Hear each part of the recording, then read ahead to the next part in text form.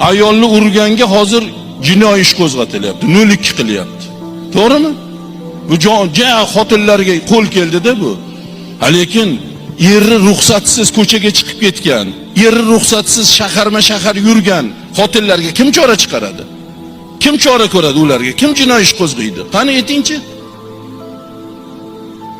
Eriga itoatsizlik qilgan, buyurganini qilmagan ayollarga kim chora ko'radi? Qarz ikki qo'ldan chiqadimi? Xo'p, xotinini urgan erkakka chora ko'rish kerak ekan. Qilsin. Itoatsiz xotinga ham chora ko'rsin. Bu bilan nimaga erishamiz? Xotinlarni boshimizga chiqaramiz. Hozir o'zi shu qonun chiqmasdan ham 02 qilib yuryapti eri urganiga.